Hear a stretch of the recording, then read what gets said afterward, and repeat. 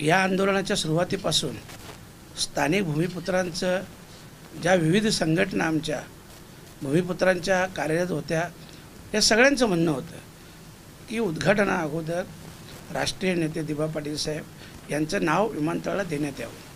आणि जेव्हा या लढ्यात मी देखील उतरलो, जेवढ्या संस्था होत्या, ज्या भूमिपुत्रांच्या संस्था काम करतात, त्यांच्या समर्थनार्थ मी देखील रॅली काढली होती। आणि त्या दिवसापासून देखील माझं स्पष्ट म्हणणं होतं की जोपर्यंत स्वर्गीय राष्ट्रीय नेते दिबा पाटील साहेब यांचं नाव दिलं जाणार नाही तोपर्यंत उद्घाटन होऊ देणार नाही।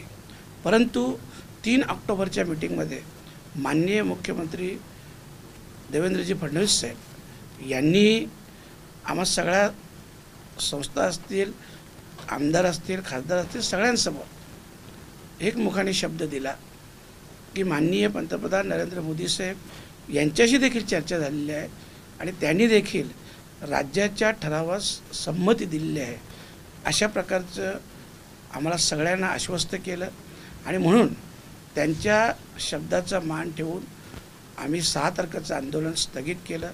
परंतु पहिल्या दिवसापासून मी सांगितलं की स्थानिक भूमिपुत्र आणि ज्या संघटना काम करतात त्या संघटनांशी मी सहमत आहे आणि सर्व संघटनांचं मत आहे की जोपर्यंत या विमानतळाला राष्ट्रीय नेते दिबा पाटील साहेब यांचं नाव दिलं जाणार नाही तोपर्यंत त्या कार्यक्रमात आपण कोणीही सहभागी व्हायचं नाही। आणि जसं मी बोललो त्या शब्दावर आजही मी कायम आहे।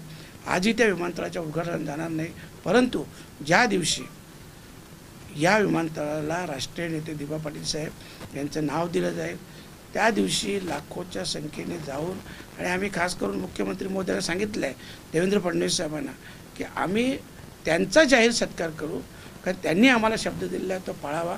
आम्ही लाखोच्या संख्येने जाऊन त्यांचा सत्कार करू, परंतु आजच्या उद्घाटनाच्या कार्यक्रमात आम्ही सहभागी होणार नाही।